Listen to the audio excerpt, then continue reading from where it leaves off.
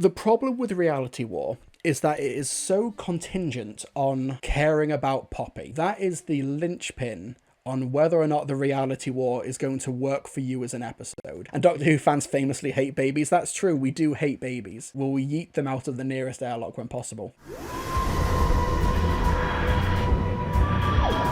If you don't care about Poppy, if you don't believe the Doctor's steadfast commitment to saving this baby that shouldn't even exist because it's half Time Lord, half human maybe, and was conjured up in the Wish world, if you don't believe in Poppy, if you don't believe that Poppy is worth saving outside of let's save the baby because they're made of wishes and dreams like all babies, then this episode is going to fall so significantly flat for you. Wish World did not do remotely enough heavy lifting to emphasize the importance of Poppy outside of just being the Doctor and Belinda's child. Obviously, it makes sense why Belinda would care for Poppy and that those memories, but also in Wish World, it's kind of established that Belinda kind of knows that those memories aren't true and that she's fighting against some sort of system. There's the whole scene where she's with her family and she can't even remember giving birth to Poppy. And then she goes and runs into the field and screams into the abyss, into the dying of the light.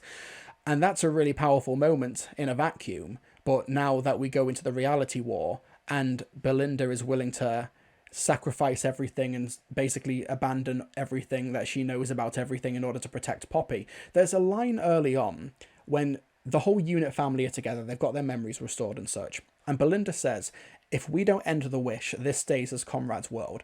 Which Shirley responds, we can't do that, that's not happening, absolutely not. And Belinda responds with, don't you tell me what we can and can't do. I don't care what UNIT thinks, or Time Lords, or gods, or anyone. I remember her being my daughter, and if I remember it, then it's true. Not one of you has taken her out of existence. Have you got that? None of you. Now, I understand Belinda's response. I understand Belinda being very passionate about this, because even if Poppy is not real, the memories, even though the memories of Poppy are dubious at best in Wish World and Belinda knows it, that's a bit weird. But also, Shirley responds the way that she does because Conrad's Wish World completely excises her from the rest of humanity. She is disabled, and her, with a bunch of friends in that universe, including Tharies, who we must never forget, are sidelined and out of sight, out of mind for Conrad and live in homeless camps, basically. Rose Noble does not exist in Conrad's world because Conrad cannot dream up a trans woman, apparently. Conrad's Wish World omits these marginalized people. So Shirley is like, no, we are not staying in Conrad's world because I am not living a subhuman existence. And Belinda is like, no, shut the fuck up, Shirley. And that would be an interesting conflict, but it's never built up upon, and Shirley does not respond to Belinda after that. So basically, the episode draws a firm moral line under we are not abandoning Poppy and we are not stopping the Wish World, even though we've just spent an entire episode in Wish World trying to say that this is a bad thing, this is not right, we should be ending this, we should be stopping and destroying this. It doesn't cohere, and this is why Wish World did not do enough heavy lifting as a story. It set up more mysteries, it set up more stuff, and also didn't even answer some of the questions going into it. For example, why are the guards, the robotic guards from the Interstellar Song Contest, also working for both of the Ranis? It's so weird. I understand recycling costumes, but it's from one episode prior. We're gonna notice. I don't get why they've done this. And I think that while Poppy is a very cute baby, it's not enough to hinge a finale on. I think that the Reality War would be so much better if it was just a story about a podcast grifter set up in Lucky Day, somehow managing to create his own conservative wet dream Wish World, and the Doctor has to dismantle it and take it down and stop this podcaster because many of his friends who are from marginalized groups, like Shirley, like Rose, like others, are omitted or degraded in this universe. And I think that should have just been the story. That should have been the two-parter. You don't need the Rani, who just exists to get eaten by Omega. You don't need Omega, who does bear no resemblance to what he was in the classic series, which in and of itself is not an issue, but if you are wanting fans to get excited for the return of Omega, it would help if he, as a character resembled the pathos and the tragedy of Omega that we've seen in the 70s and the 80s, because Omega was not the Time Lord's original sin. Omega was not cast out and banished by the Time Lords for being mad. He was mad, but he was forgotten. He was worse than banished. He was forgotten. And he wanted the acknowledgement of creating time travel, of making the Time Lords who they are. The Omega in the Reality War, not just visually, but textually, is not the character from the 70s and the 80s. So why bother? And then there's just some really strange story decisions and some really weird writing decisions. For example, while it's cool that Mel is back, Mel has nothing to do in this story. And then when she rides into the unit HQ on that orange bike and takes her helmet off and her hair is all permed so that she can look like she did in the 80s when she meets the Rani again and can be recognised because of the curly hair, she's like, I was a housewife. Even though in Wishworld we established that she lives on her own and she does nothing but contemplate the day. She's not a housewife. Who wrote this? Zach Russell T. No, I don't get why it's like that. The unit family's too big. They're not defined enough. Like, the unit family in the 70s were comprised of the Brigadier, Yates, Benton, and maybe another. In this one, we've got a rotating door of characters and actors. Where's Morris? Where's he gone? He's probably too old to work at unit, with Kate wanting to not hire Anita, but hire Anita's unborn baby. I actually do like the get out of the cliffhanger, where Anita opens up the door for the Time Hotel and frees him. That's actually really good. And it was genuinely great to see Steph Diwali again as Anita, who's now the manager of the hotel. I thought that was actually really, really good. And, you know, it kind of shows that they kind of knew what they had with Anita in that story, that she's kind of the MVP of that episode. Steph's great, Anita's great, but Anita written by Moffat is better than Anita written by Russell T Davies. She gets a couple of nice lines, but for the most part she just stands in the corner and she's just like, oh, I work in hospitality. And she says that like 3 or 4 times, like crying out loud. Her role is just as a pregnant woman, just holding the door open. She could literally just be replaced by a box or a big door stopper. And then that's it. That's a massive shame, massive letdown. The episode just says that Anita's as yet unborn child, the father is the head of HR at the Time Hotel. Morally dubious shit. That would generate content, I guess. Inter-work relationships with the manager and the head of HR. Come on. Somebody proofread. Zach Russell T. No, it's a very weird one. And the only Dalek appearance we get is a flashback to Day of the Daleks with the Third Doctor. Very strange. Now, for Wishworld and the Reality War, with the exception of weird blocking and weird direction, the money's up on screen. The sets are great. Sets are really well detailed. I like those weird Pan's Labyrinth things that scream and yell Omega and then die and explode or whatever. I think that's pretty cool. I actually also think that it's basically just pure superficial nonsense and spectacle, but the fight of Unit and the Bone Creatures, that looked very good. It was a very good action set piece. Apart from the Doctor using the Rani's weird floating Segway thing to do some gratuitous shots of London for the tourism board and then fly through the rib cage of one of the skeletons. Like, what if he'd crashed? What if a gust of wind took him out and then he dies and that's how he regenerates? It was a pretty cool set piece visually. It just didn't mean anything emotionally. Belinda, strong independent companion, who started the season as a no-nonsense skeptic of the Doctor Who franchise, but maybe open to the Doctor as a character, who was introduced as somebody who did not want to be put in a box, who resented the idea of being called a missus and being controlled by powerful men who wanted to give her the stars. Ends the series in an episode where she spends most of it locked in a box.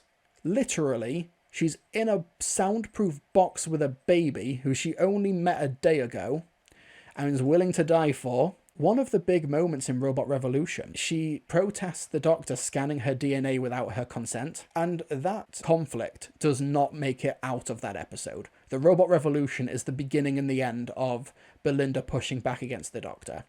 Especially in the Reality War, when the Doctor, Belinda, and Poppy are in that house at the end, and the Doctor just scans Poppy for her DNA to figure out if she's 100% human. The same writer wrote The Robot Revolution and The Reality War. One of the big moments of Robot Revolution is about the consent of scanning somebody, and the Doctor just does it to a baby, And Belinda has nothing to say about that. And the idea that Belinda is just forced to have this child, not necessarily give birth to it, but it's just given this child with no recollection of it, and also was kind of made to believe that she always had it. It's a massive cheat. And I understand, like, the idea that time has been nudged somewhat. If Belinda from the very beginning had just been established as a single mother who needed to get home to see her daughter, to make sure her daughter was safe, that would be fine. No issues. I see no one having a complaint with this. Genuinely not. But the fact that it is then retconned in the reality war that now she was always wanting to go back to the baby that did not exist an episode ago, or literally did not exist a day ago because of the whole May 23rd, May 24th thing.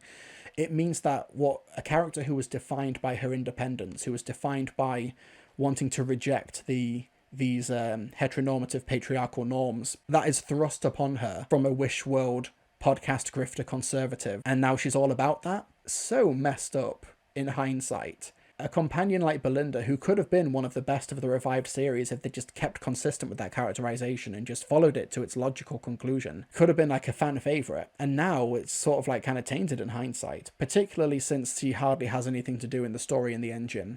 And she also doesn't have much to do in Lucky Day because that's a Doctor and Belinda light adventure. And because there's so much finale stuff to do in Wish World, she's hardly in that. And what we do see of her in that contradicts what we see in the reality war. We need to preface this with the fact that, well, I say fact, a highly assumed idea that the reshoots that encompass the last 20 minutes of the episode, including Shooting Out was regeneration, including Belinda's goodbye and departure scene, including the scene when Ruby is telling everybody at UNIT that Poppy used to exist and that, we need to go save that child. All of that stuff is reshoots.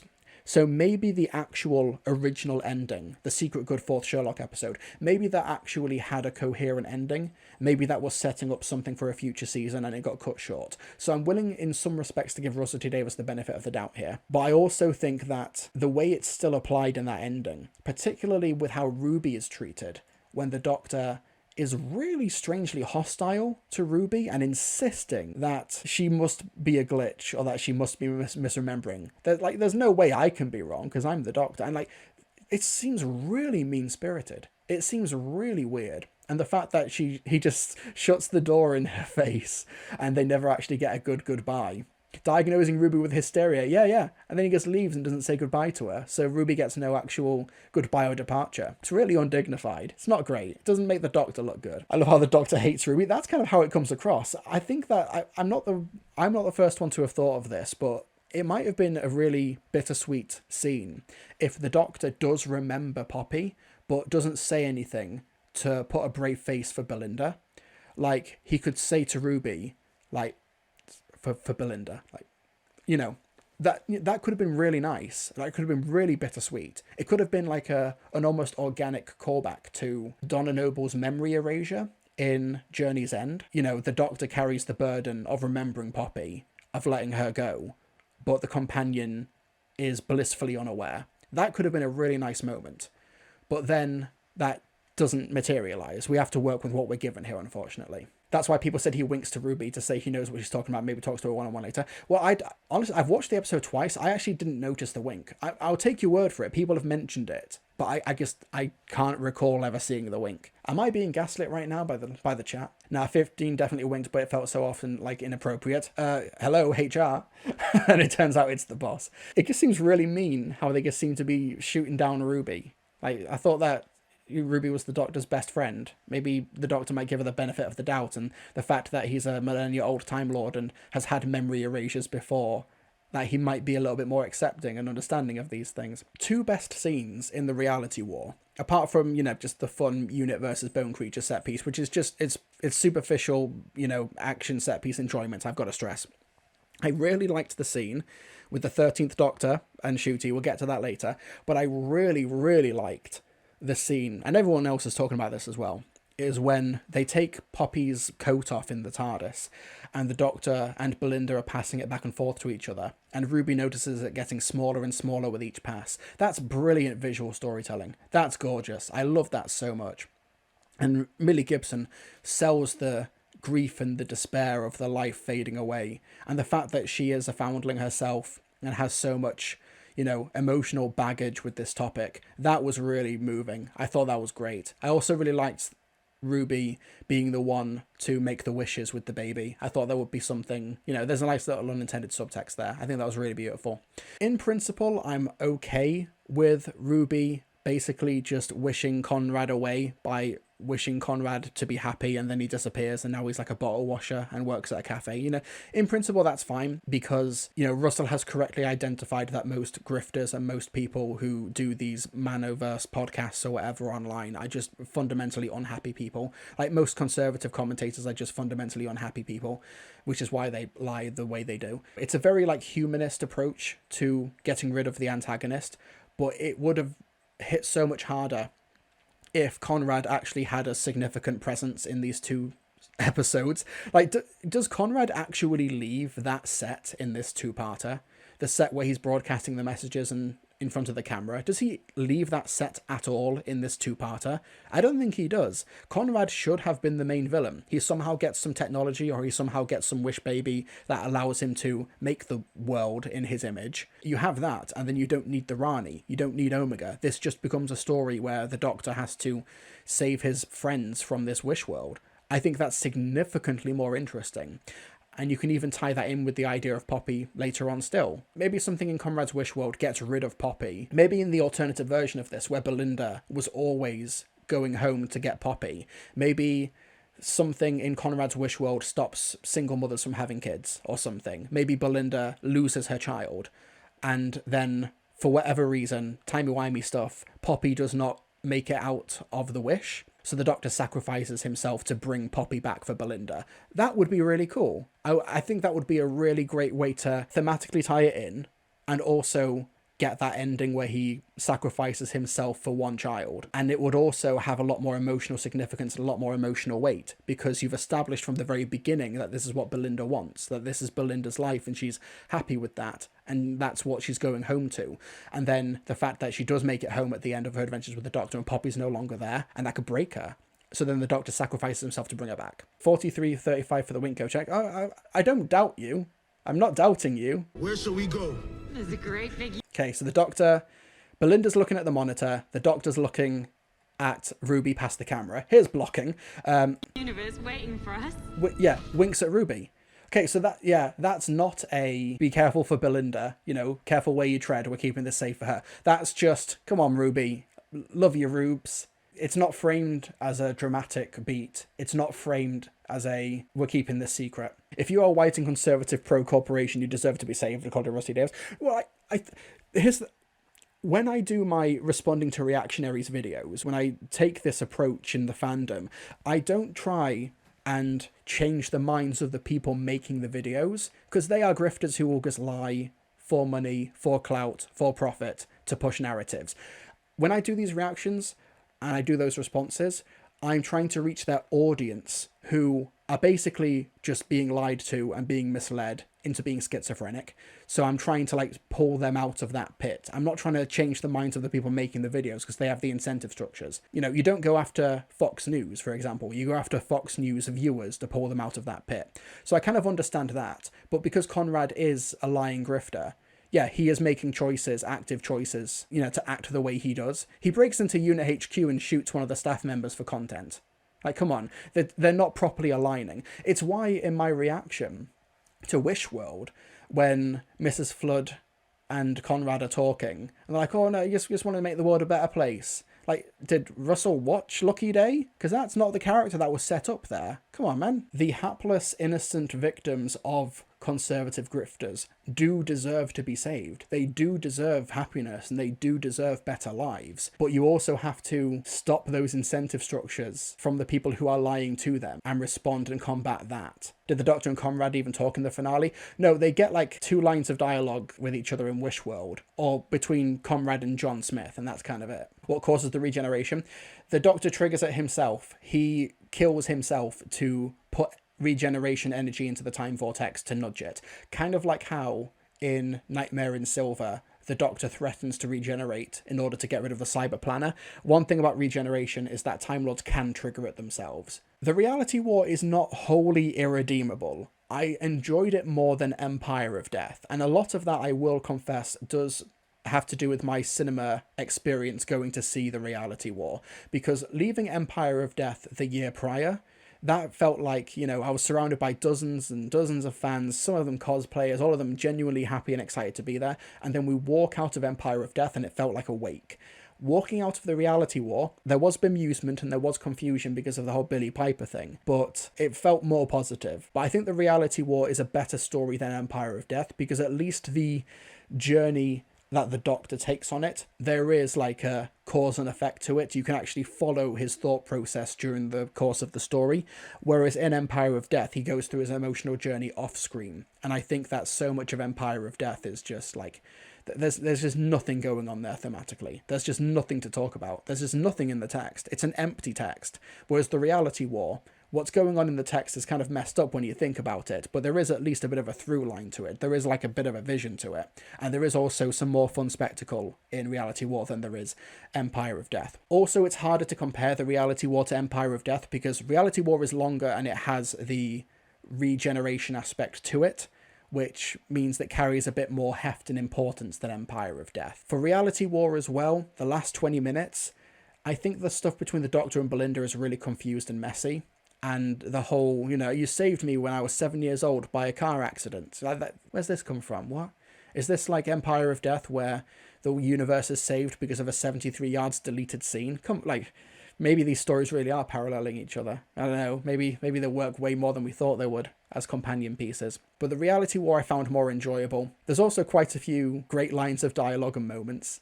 I really like that Mrs. Flood did not follow the Doctor to the Time Hotel in Joy to the World because she took Christmas off. Genuinely very funny. Genuinely great line. I also think that Omega, while bearing no sort of resemblance to what he was in the 70s and the 80s, not just visually, but in terms of just a character, is conceptually interesting.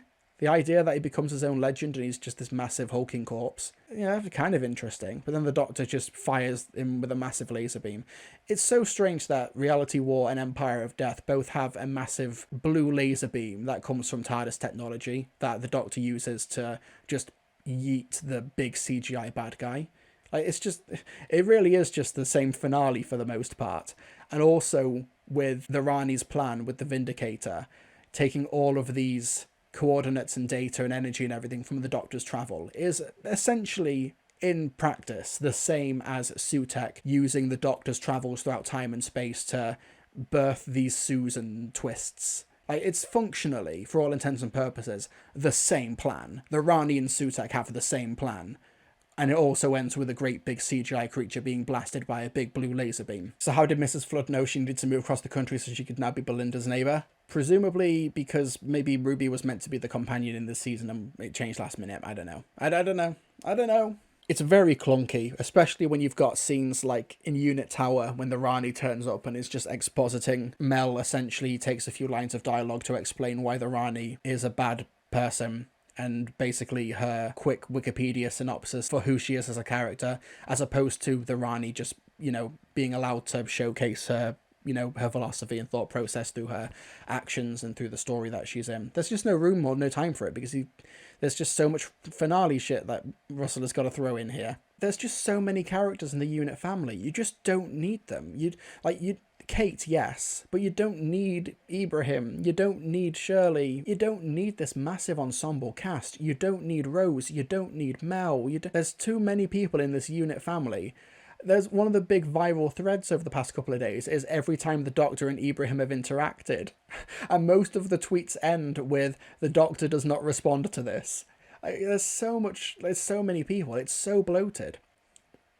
Let's not forget that one of the best regeneration stories in Doctor Who history is a story that mostly is filmed in a quarry with the Caves of Androzani. The other best regeneration story is The Parting of the Ways, which takes place in like one single location, one single setting, and is just where the last line of defense to stop a Dalek invasion of the universe. And just that's the story. You don't need all of this in the Reality War. It just obfuscates anything that you're trying to tell. It just obfuscates your themes. It obfuscates the characters. It's just bloat. It's just pure bloat. And it's one reason why Wishworld fell so flat last week as a setup. Because it's just these are cool visuals, these are cool ideas, or we're bringing back Rogue, here's a Mel cameo, here's Omega being name dropped, and there's just nothing actually coming to the surface. Maybe Russell did have like a lot to say. Maybe he did have a lot of themes that he wanted to extol in this season, but there's no time for it because there's too much finale shit to do. There's the really cringe line, which Gemma Redgrave, bless her heart, tries her best to sell. But when she's like, oh, Doctor, maybe we're all your children. Like, excuse me, the power of the Doctor calls and it wants its subtext back. Like, that was the power of the Doctor. It's in the title of the episode, The Power of the Doctor, which was significantly better than this. But even so, the emotional beats in stories like Journey's End, in stories like Doomsday and The End of Time Part 2, that's what carries it forward. People consider The End of Time Part 2 to be a really great regeneration story because they don't remember the bloat. They don't remember that most of it doesn't work. They just remember the scenes with the Doctor and Wilf. They just remember David Tennant's brilliant performance. Reality War doesn't have such goodwill to carry it because there's just not enough time to dedicate to the characters. There's just not enough emotional happenings here. So the last 20 minutes of the Reality War, I actually think that technically, and the way it's filmed and acted, Ncuti's regeneration is really nice. I think that the scene with him hyping himself up to do it and then basically punching his fists together to conjure the regeneration energy and then blasting the TARDIS console and the sparks and the glass, and that's really great. That looks visually great. And then the glass breaks and then he wakes up in Belinda's garden. All of that stuff's really nice, really lovely. And also the actual ending, the proper regeneration itself.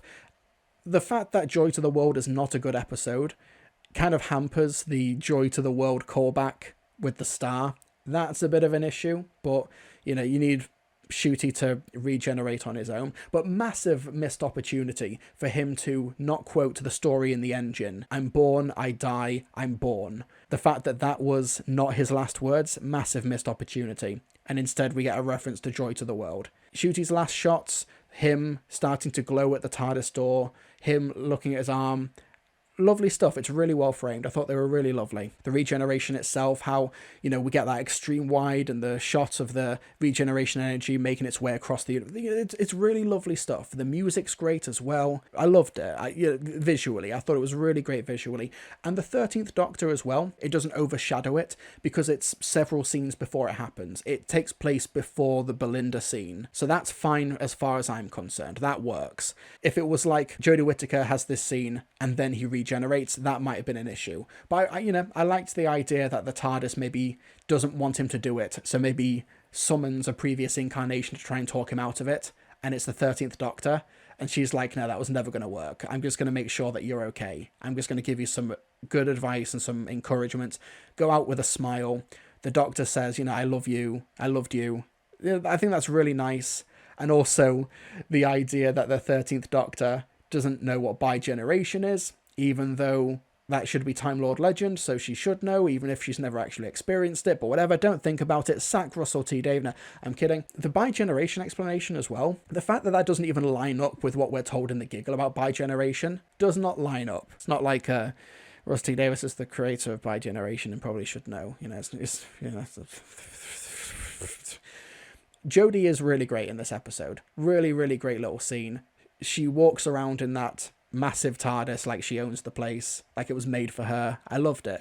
There's the great line as well. Why does it need to be so big in a place defined by its bigness? That's really fun. I love that line. That was really great. Why did the TARDIS explode at the end of the Interstellar Song Contest? Because Russell saw the ending cliffhanger of the Halloween apocalypse and thought, oh, I'm having that. And that line about it's usually always that one guy referring to Tennant. Yeah, that's a great line. But to then have him regenerate into Billy Piper, massive lack of self-awareness. The self-love thing is a really sweet sentiment that did make me a little emotional, and the closest thing to closure we get with this ending.